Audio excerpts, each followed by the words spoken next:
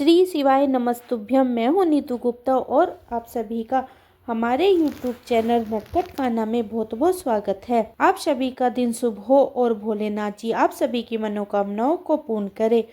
आज आप सुनेंगे फागुन मास महात्म्य का 8वां अध्याय। इससे पहले कि सभी अध्याय सुनने के लिए और उन्हें लाइक और कमेंट्स करने के लिए आप सभी श्रोताओं का बहुत बहुत धन्यवाद।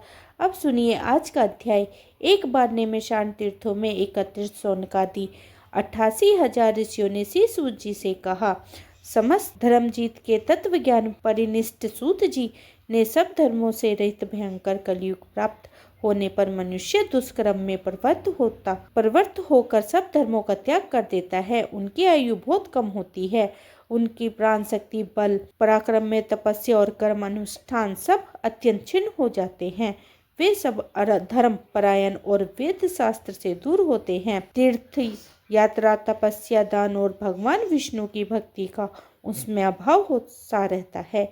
ऐसे मनुष्य का थोड़े प्रयास से किस प्रकार उद्धार हो सकता है। तब श्री सूत जी कहने लगे, हे महाभागा, तुम्हें साधुवाद है। तुम सदा दूसरों के हित में तत्पर रहते हो। भगवान विष्णु की भक्ति में आसक्त होने के कारण तुम्हारे मन में मन का मैल धुल गया है। संसार में साधु पुरुष का संग दुर्लभ है। वह देह अभिमानी अजीता आत्मा पुरुषों की संचित पाप राशि को वो हर लेता है और अधिक पुण्य के कारण उन्हें उत्तम गति प्रदान कराता है। तीनों लोकों के मनुष्य के लिए सत्संग दुर्लभ है। वह कर्म पाठ से पीड़ित मनुष्य की अतिरिक्त बंधन को दूर करता है। बहुत कम बोलने वाले और एकमात्र भगवान का भजन करने वाले लोगों को उच्च पद का प्रदान कराता है और जन्म मृत्यु के चक्र से थके हुए मानवों को चिर विश्राम की प्राप्ति कराने के कारण होता है। सोनक जी के यह प्रश्न पूर्वक काल में परम सुंदर कैलाश पर्वत के शिखर पर श्रोता ऋषियों के सामने सत्पुरुषों का कल्याण करने के लिए स्वामी कार्तिकेय जी ने भगवान शंकर के आगे उपस्थित किया था। तब श्री महादेव जी ने कार्तिकेय जी से कहा था कि हे सदानंद, परमार्थ के पथ पर चलने वाले पुरुषों को वैकुंठ धाम का निवास प्रदान कराने वाले बहुत से तीर्थ और क्षेत्र हैं। कोई कामना के अनुसार फल देने वाले और कोई मोक्षदायक हैं। गंगा, गोदावरी, नर्मदा, ताप्ती, शिप्रा, यमुना, पुण्यदायक गौतमी, कौशिकी, कावेरी, ताम्रपानी, चंद्रभागा, महेंद्रजा, चित्र उत्पन्ना, वित्रवती, चर्णवती, सरयू, चित्रयद्यु, गंडकी, बाहुदा, सिंधु और सरस्वती यह पवित्र नदियां हैं और बार बार दर्शन करने पर भोग तथा मोक्ष प्रदान करने वाली है। अयोध्या, द्वारिका, काशी, मथुरा, कुरुक्षेत्र, राम तीर्थ, कराची, पुरुषोत्तम क्षेत्र, पुष्कर क्षेत्र, बारह क्षेत्र तथा बद्री नामक महापुण्यमय क्षेत्र जो सब मनोरथों का साधक है, यह सभी उत्तम तीर्थ हैं। मुक्ति की एक साधन अयोध्यापुरी का विधि पूर्वक दर्शन करके मनुष्य सब पापों से मुक्त होकर भगवान विष्णु के धाम को जाते हैं। तरह तरह से भगवान विष्णु की सेवा पूर्वक पूजा, नित्य और कीर्तन करने वाले पुरुष त्याग कर श्री हरि का चिंतन करने से घर की आसक्ति और मृत्यु से परिक्रम पर विजय पा सकते हैं। द्वारिका में साक्षात भगवान श्री हरि विराजमान हैं। वे अपने निवास मंदिर को कभी नहीं छोड़ते हैं। हे सदानंद, गोमती में स्नान करने से, भगवान श्री कृष्ण के मुख अरविंद का दर्शन करने से बिना ज्ञान के ही मनुष्य की मुक्ति हो जाती है। हरि क्षेत्र में पादुका तीर्थ में के जल में स्नान करके श्री हरि के दर्शन करने से पुरुष सब पापों से मुक्त होकर भगवान विष्णु के शांत आनंद भोगता है। विष्णु कराची में साक्षात भगवान विष्णु और शिव काची में साक्षात भगवान शिव निवास करते हैं। दोनों में कोई भेद नहीं न होने के कारण दोनों ही भक्ति से मुक्ति दोनों हाथों से आ जाती है। भगवान विष्णु का बद्री नाम क्षेत्र तीनों लोकों में दुर्लभ है। उसके स्मरण मार्ग से ही महापातक मनुष्य भी तत्काल पाप रहित होकर मृत्यु के बाद मोक्ष का भागी होता है। हे कार्तिकेय, तप, योग और समाधि से तथा संपूर्ण तीर्थों में स्नान करने से जो फल प्राप्त होता है वह बद्री क्षेत्र में भली भांति दर्शन मात्र करने से मिल जाता है। तब भगवान स्कंद ने पूछा, यह क्षेत्र कैसे उत्पन्न हुआ था? किन लोगों ने इसके दर्शन किया है तथा इस क्षेत्र की अधिपति कौन है? यह सब बातें मुझे विस्तार पूर्वक बताइए। तब भगवान शिव ने कहा, यह बद्री क्षेत्र अनादि सिद्ध है। जैसे वेद भगवान के शरीर है, उसी प्रकार यह भी इस क्षेत्र के अधिपति साक्षात भगवान नारायण हैं। नारद आदि महर्षि ने इस तीर्थ का दर्शन किए हैं। काशी में श्री पर्वत के शिखर पर तथा कैलाश में पार्वती सहित मेरे जैसी प्रीति है, उससे अनंत गुनी अधिक बदिया क्षेत्र में है। अन्य तीर्थों में सर्व धर्म का विधि पूर्वक पालन करते हुए मृत्यु होने से मुक्ति होती है, परंतु बद्री क्षेत्र के दर्शन मात्र से ही मुक्ति मनुष्य के हाथ में आ जाती है। जहाँ भगवान नारायण के चरणों की सानिध्य है, जहाँ साक्षात अग्निदेव का निवास है और केदार रूप से मेरा लिंग प्रतिष्ठित है, वह सब बद्री क्षेत्र के अंतर्गत है। केदारनाथ के दर्शन, स्पर्श तथा भक्तिभाव से पूजन करने पर कोटि कोटि जन्मों के पाप तत्काल भस्म हो जाता है। उस क्षेत्र में विशेषता मैं अपनी पूर्ण कला से स्थिर रहता हूँ। पूर्व काल में निष्ठिक ब्रह्मचर्य का पालन करने वाले ऋषियों का समुदाय प्रयाग में एकत्रित हुआ था, जहाँ भगवती गंगा यमुना के साथ मिलती है और जहाँ त्रिभुवन विख्यात दशाश्वमेध नामक तीर्थ है, जहाँ भगवान अग्निदेव ने ऋषियों के समक्ष उपस्थित होकर उनसे पूछा, आप लोगों की एक दृष्टि और एक ज्ञान है, आप सभी ब्रह्मवर्ता में श्रेष्ठ दिनों के लिए करुणा से भरे हुए आदरी हृदय और दयालु हैं। आप लोगों को यहाँ उपस्थित देखकर मैं पूछता हूँ, सब प्रकार से दूषित वस्तुओं के भक्षण जनक पातक से मेरा अंतःकरण लिप्त हो गया है। ब्रह्म ज्ञानियाँ बताइए, मेरा उद्धार कैसे होगा? इतने में ही सब मुनियों के श्रेष्ठ व्यास जी गंगा जी में स्नान करके वहां आ पहुंचे और इस प्रकार बोले, अग्निदेव, आपके सर्वभक्षण स्वरूप पाप की निवृत्ति के लिए एक श्रेष्ठ उपाय है। आप बद्री क्षेत्र की शरण लीजिए, जहाँ देवताओं के देवता साक्षात भगवान जनार्दन विराजमान हैं, जो आपके पापों का नाश करने वाले हैं। वहाँ गंगा जी के जल में स्नान करके भगवान की परिक्रमा और दंडवत प्रणाम करने से सब पापों का नाश हो जाता है। तब अग्निदेव उत्तर में मुख होकर गंधमर्दन पर्वत पर आ गए और बद्री तीर्थ में पहुंचकर गंगा जी के जल में स्नान करके भगवान नारायण के आश्रम पर गए। वहां भगवान को प्रणाम करके उन्होंने भक्तिपूर्वक सांत्वना किया कि जो विशुद्ध विज्ञान घना स्वरूप पुराण पुरुष सनातन प्रजापति हो के पति सबके गुरु एक होते हुए भी अनेक रूपों को धारण करने वाले हैं और संपूर्ण जगत को एकमात्र स्वामी शेषनाग की सैया पर शयन करने वाले हैं, उन शुद्ध बुद्धि नारायण को मैं नमस्कार करता हूँ, जो अपनी माया में शक्ति का आश्रय लेकर संसार की सृष्टि करने के उद्देश्य से रजोगुण से युक्त ब्रह्म का रूप धारण करते हैं, सत्वगुण से युक्त होकर इस जगत की रक्षा में कारण बनते हैं और तमोगुण से युक्त होकर इस विश्व का भयंकर संहारकारी रुद्र बने हुए हैं। उन त्रिविधि रूप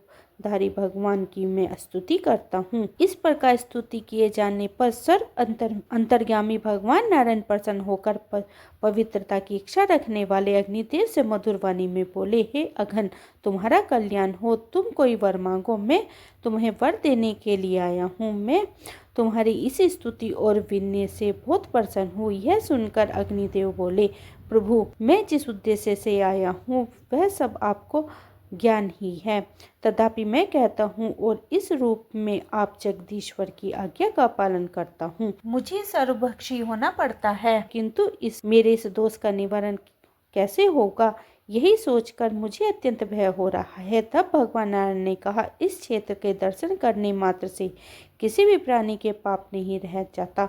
मेरे प्रसाद से तुम में कभी पातक का संपर्क नहीं होगा। तब से लेकर सब दोषों से रहित भूत आत्मा अग्निदेव यह सभी अपनी कला से विराजमान हैं। जो प्रातःकाल उठकर पवित्र भाव से उस प्रसंग को सुनता और सुनाता है, वह निश्चय ही अग्नि तीर्थ में स्नान करने के फल पाता है। श्री महादेव जी कार्तिकेय जी से कहते हैं, हे जनक नंदन, जो महापातक और अति पातक भी है, वो भी अग्नि तीर्थ में स्नान करने मात्र से पवित्र हो जाते हैं। जैसे अत्यंत मलिन सोना आग में तपने से शुद्ध होता है, उसी प्रकार देहधारी प्राणी अग्नि तीर्थ में पाकर मुक्ति प्राप्त होता है।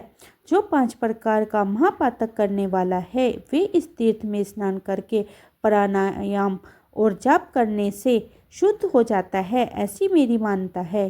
ये जो 5 शिलाएं हैं उनमें सदा भगवान शिव की स्थिति है। वहीं पर सब पापों का नाश करने वाले अग्नि तीर्थ है। तब स्कंद भगवान ने पूछा, पिताजी वह कैसी 5 शिलाएं हैं और किसने उनका निर्माण किया है? यह सब बातें पूर्णतः बताने की कृपा करें। तब भगवान शिव ने कहा, बेटा वह नारदी, सिंगी, वारही, गारी और मार्कंडे, यह 5 शिला विख्यात हैं जो संपूर्ण मनोरथों की सिद्धि करने वाली हैं। एक समय भगवान नारद ने एक शिला पर बैठकर वायु पीकर रहते हुए महाविष्णु के दर्शन करने के लिए अत्यंत घोर तपस्या की थी। वे 6000 वर्ष तक वृक्ष की भांति स्थिर भाव से उस शिला पर विराजमान रहे।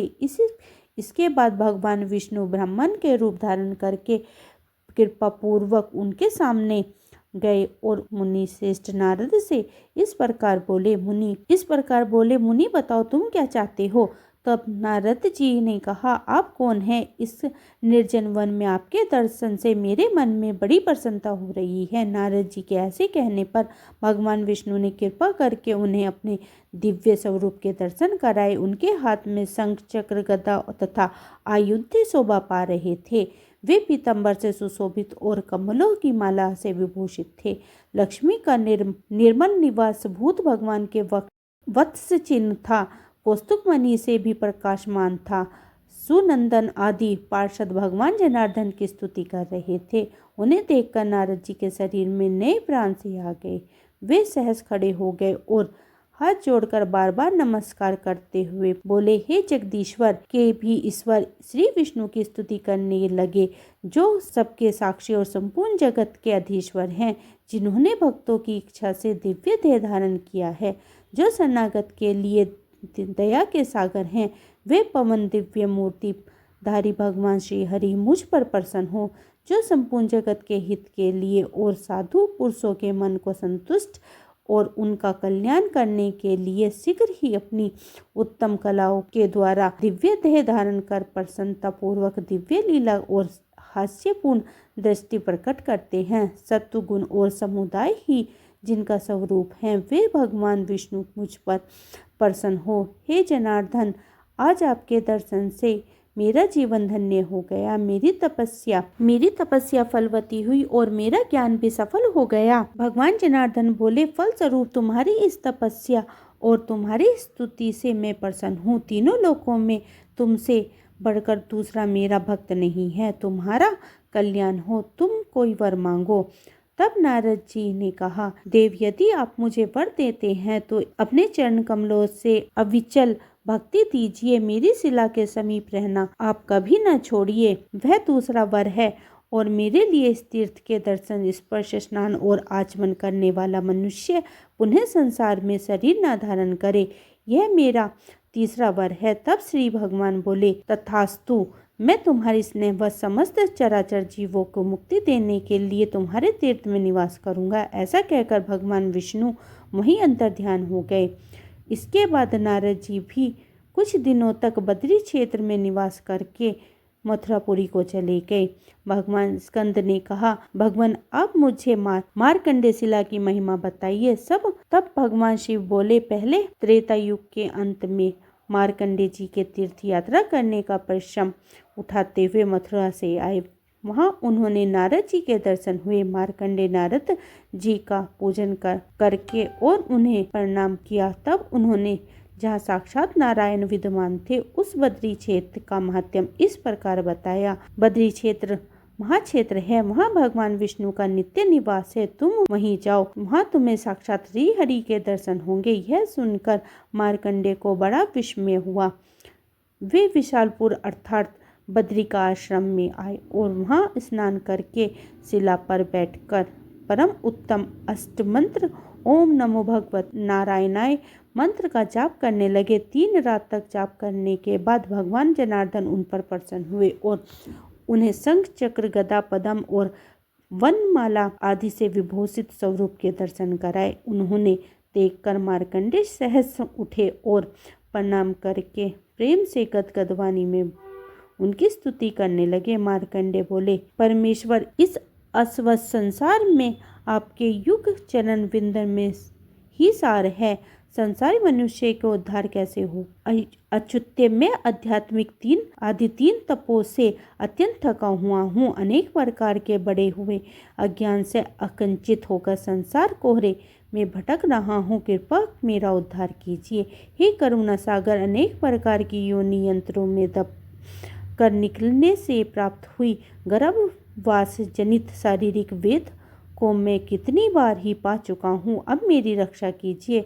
जन्म, मृत्यु और बाल्यावस्था आदि के दुखों से भरे हुए संसार से मैं बहुत पीड़ित हूँ। तथापि इस दुख के समुद्र से मेरी सुख बुद्धि हो रही है। हे दया सिंधु, मेरी रक्षा कीजिए।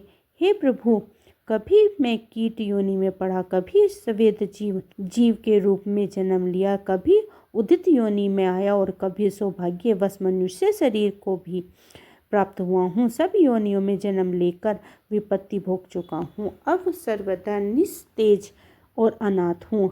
हे अच्युत्य, कृपा करके अपनी शरण में आए हुए मुझ सेवक का उद्धार कीजिए। बुद्धिमान मार्कंडेय जी के द्वारा ऐसे कहने पर भगवान श्री विष्णु ने प्रसन्न होकर कहा, ब्रह्मा से मुझसे कोई वर मांगो। तब मार्कंडेय जी कहने लगे, भगवान दीन वत्सल, यदि आप मुझ पर प्रसन्न हैं तो अपनी पूजा और दर्शन में मुझे अविचल भक्ति दीजिए। साथ ही मैं चाहता हूँ इस शिला पर आपका निवास बराबर बना रहे, यही मेरे लिए वर है। बहुत अच्छा कहकर भगवान श्री विष्णु अंतर्ध्यान हो गए। इसके बाद मार्कंडेय जी अत्यंत प्रसन्न होकर अपने पिता के आश्रम पर चले गए। जो मनुष्य इस प्रसंग को सुनता और सुनाता है उसे भगवान श्री गोविंद की प्राप्ति होती है। भगवान शिव की कहते हैं, कश्यप जी की विनती के गर्भ से दो महाबली और महापराक्रमी पुत्र हुए, जिनका नाम था गरुड़ और अरुण। इनमें से एक सूर्य के सारथी हुए और गरुड़ ने भगवान विष्णु का वहां होने की इच्छा से बद्री क्षेत्र के दक्षिण भाग में मर्दंग के शिखर पर तपस्या आरंभ की। वे फल, मूल और जल का आहार करते थे, धुंध के धैर्यपूर्वक सहते और तप जप करने वालों में सर्वश्रेष्ठ होकर एक पैर से पृथ्वी पर खड़े होकर जप करते थे। भगवान के दर्शन की लालसा से उन्होंने बहुत वर्षों तक तपस्या की। तब साक्षात भगवान विष्णु पीताम्बर धारण करके अपने शंख चक्र आदि आयुध से युक्त होकर पूर्व दिशा में उदित होने वाले पूर्ण चंद्रमा की भांति गरुड़ के सामने प्रकट हुए और मेघ के समान गंभीर शब्द करते हुए बोले। तथापि गरुड़ की ब्रह्म वृत्ति नहीं हुई, यानी कि तपस्या में लीन गरुड़ का ध्यान भंग नहीं हुआ। तब उन्होंने अपना श्रेष्ठ शंख बजाया, लेकिन उससे भी महात्मा गरुड़ का ध्यान नहीं टूटा। तब भगवान श्वास के साथ गरुड़ के भीतर प्रवेश करके उनके बहिर्मुखी पैदा करते हुए पुनः बाहर आकर प्रकट हो गए। उस समय भगवान श्री विष्णु ने अपने सामने देखकर गरुड़ निर्भय हो गया। उसने संपूर्ण शरीर में रोमांच हो गया और उन्होंने हाथ जोड़कर भगवान की स्तुति आरंभ कर दी। महात्मा गरुड़ की स्तुति करने पर भगवान श्री विष्णु ने वह त्रिपथगामिनी गंगा को बुलाया। तब उस पर्वत के ऊपर साक्षात पंचमुखी गंगा प्रकट हुई। उन्हीं के जल से गरुड़ जी ने भगवान को प्रदत्त किया। फिर वर मांगने के लिए भगवान के प्रेरित करने पर गरुड़ जी ने कहा, भगवान, मैं एकमात्र आपका वाहन हो जाऊं और आपके प्रसाद से देवता और दैत्य में से कोई भी बल, वीर्य और पराक्रम द्वारा मुझे जीत ना सके। यह शिला मेरे नाम से व्याख्यात होकर समस्त पापों का अपहरण करने वाली हो तथा इसके स्मरण से मनुष्य की कभी वैशाली जनित व्यर्थ ना हो। इसके बाद बहुत अच्छा कहकर भगवान श्री विष्णु अंतर्ध्यान हो गए। तब स्कंद जी ने कहा, भगवान, अब वह शिला का महात्म भी बतलाइए। तब भगवान शिव बोले, रसातल में पृथ्वी के उद्धार करके और युद्ध में हिरण्याक्ष नामक दैत्य को मारकर भगवान 12 बद्रियाश क्षेत्र में गए। तब प्रलय काल की समाप्ति तक वहीं बने रहे। वाहरे जी ने शिला के ऊपर ही रूप में ही वहां निवास किया। तब भगवान स्कंद ने कहा, प्रभु, अब नरसिंह शिला का महात्म कहिए। तब भगवान शिव बोले, भगवान नरसिंह अपने नखों के उग्र भाग से ही लीलापूर्वक हिरण्यकश्यप करके प्रलय काल तक अग्नि के समान उगत दिखाई देने लगे। तब दयालु देवताओं ने आकर और दूर से ही खड़े रहकर लीला से अवतार विग्रह धारण करने वाले भगवान विष्णु का सांत्वना की।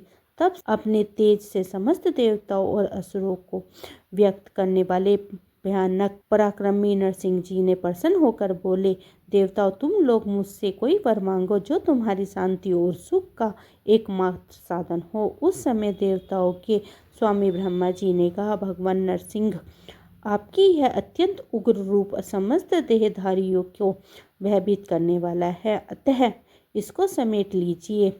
उनकी प्रार्थना के अनुसार दिव्य स्वरूप धारण करके भगवान ने फिर कहा, देवताओं, मैं तुम पर प्रसन्न हूँ, बोलो तुम्हारा कौन सा कार्य करूँ। तब देवता बोले, हमारा अभीष्ट वर यही है कि आप मन को प्रसन्न करने वाले परम शांति चतुर्भुजी रूप से ही हमें दर्शन दीजिए। तब भगवान उन्हें दिव्य दृष्टि से देखकर विशालपुर अर्थात वधिक क्षेत्र आश्रम को चले गए। इसके बाद देवताओं का भय शांत हो गया और उन्होंने जल के माध्यम से विराजमान भगवान विष्णु के दर्शन, नमस्कार और परिक्रमा करके उन्हीं में अपना मन लगाकर अपने अपने लोकों को प्रस्थान कर गए। इसके बाद अतिशय भक्ति भार से नम तपस्वी ऋषि आए और अत्यंत अद्भुत पराक्रम वाले भगवान नरसिंह के दर्शन करके उनकी इस प्रकार स्तुति करने लगे, संपूर्ण विश्व के स्वामी जगदीश्वर, आपको नमस्कार है। नमस्कार है विश्व के अभय प्रदान कराने वाले विश्व मूर्ति, आपकी कृपा के समुद्र हैं, आपके चरण कमल सेवन करने योग्य तीर्थ रूप हैं। हे लक्ष्मीपति, हम पर दया कीजिए। भक्त की इच्छा के अनुसार विचित्र शरीर धारण करने वाले विश्वमुख विश्व भावन, आप प्रसन्न होइए। तब भगवान नरसिंह ने प्रसन्न होकर ऋषियों से कहा, वर मांगो। तब ऋषि बोले, हे जगदीश्वर, यदि आप प्रसन्न हो तो कृपा करके कभी बद्री क्षेत्र का त्याग ना करें, यही हमारा अभीष्ट वर है। तब भगवान ने एवमस्तु कहकर उनकी प्रार्थना स्वीकार कर ली। इसके बाद सब ऋषि अपने अपने आश्रमों को चले गए और भगवान नरसिंह भी अपनी शिला के रूप में हो गए। जो 3 उपवास करके वहाँ भगवान नरसिंह के जप और ध्यान में तत्पर होता है, वह साक्षात नरसिंह रूपधारी भगवान का दर्शन पाता है। जो मनुष्य से श्रद्धा पूर्वक इस प्रसंग को सुनता है या सुनाता है, वह सब पापों से मुक्त होकर बैकुंठ धाम में निवास करता है। आज का अध्याय यहीं समाप्त हुआ। इससे आगे के वर्णन आप अगले अध्याय में सुनेंगे। आप उम्मीद करती हूँ आपको मेरी ये वीडियो पसंद आई होगी। पसंद आई है तो वीडियो को लाइक करें और अपने परिवार और मित्रों में शेयर करें। मिलती हूँ इससे अगले अध्याय के साथ, तब तक के लिए हरे कृष्णा, राधे राधे।